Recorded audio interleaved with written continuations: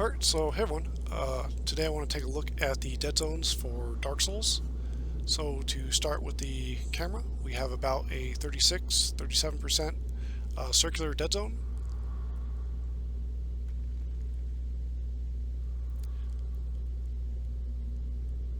This dead zone has no restricted diagonal movement, so it's just a very simple circular dead zone. You can see that bobbing right around the vertical axis gives you subtle diagonals. And this is more obvious when looking straight up or down. You can see that horizontal movements occurring right around the horizontal axis, and this would be diagonal movement if it wasn't capped like this. The interesting part about this dead zone is when you move into the shaded region, this gives you this is an acceleration threshold, so your turn rate ramps up, and this threshold extends a little past 45 degrees. This is very common in games, but this implementation here is interesting because it's sort of, while your stick is within this accelerated region, your camera is basically mapped, at least the vertical level of your camera is basically mapped to your stick position. And to clarify what I mean by that, so even if I'm pointing down, if I point vertically at a very subtle angle, eventually it's gonna cap at some point. So you can see that's right about here. But when I move into this accelerated region, you can see that it leveled out. And see, I'm pointing basically horizontally, so the camera is basically level, and then I can move it up here and then move it back here and it's level again. Whereas when it's unaccelerated, you can see that it moves up and caps, and I can move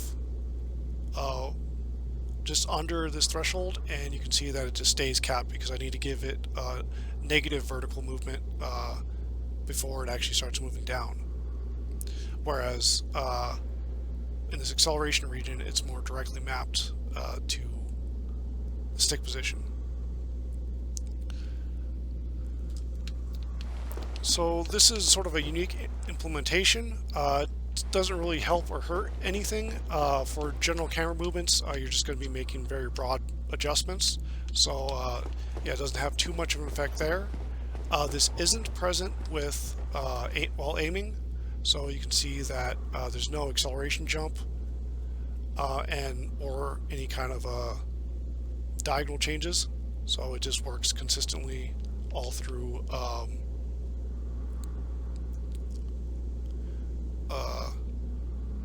the stick distance. What really affects aiming is the dead zone size. So 37% is a pretty large dead zone size. So you can see that I can make large stick movements without anything occurring in game. And larger dead zones can just make controls feel less responsive and precise aiming more difficult, because I have to make these large stick movements before the most precise adjustments possible can be made. So this makes it much more prone to overcorrecting.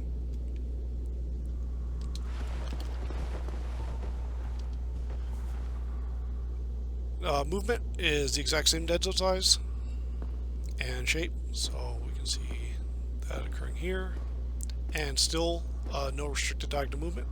So the character will react to subtle movements right around the axes. And if I trace right around the dead zone, you can see a nice smooth transition between all your diagonal values. The shaded region represents the run threshold.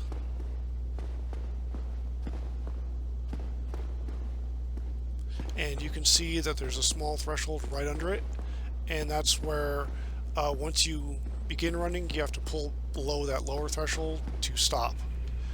The distance between these thresholds is extremely small, so they could have just used one threshold instead of two to do that. This run threshold is also the threshold you need to do to be able to fully sprint by holding the B button or circle if you're on PlayStation. And you can see if I fall under it, you just stop.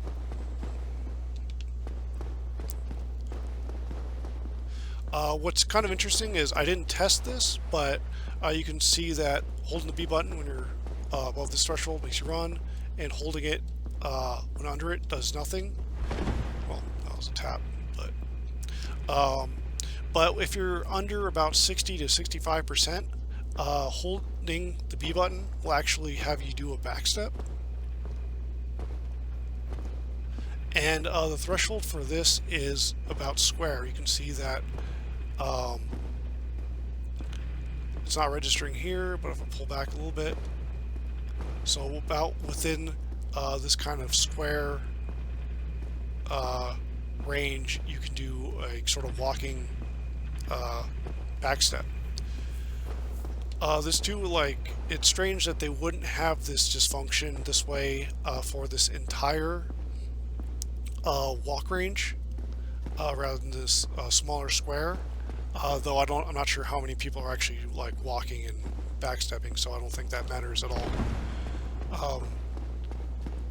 Otherwise, the dead zone doesn't matter here as compared to the camera, because just beyond the dead zone and up through this run threshold is all the same speed. So you don't have to really be precise about it. You can move the stick, you know, up to 80%, up to 40%. It doesn't really matter. So the dead zone size is pretty heavily mitigated by that. So overall, movement is pretty great. It's easy to make walking movements if you want. It's of course easy to make run movements just by pushing the stick fully, and you have a full diagonal movement. The camera movement is pretty good too. The only kind of maybe strange thing is this kind of angle changing thing with the acceleration region, and otherwise the large dead zone negatively affecting accuracy when you're aiming. But otherwise, that covers things. So thanks for watching, and everyone, have a good rest of your day.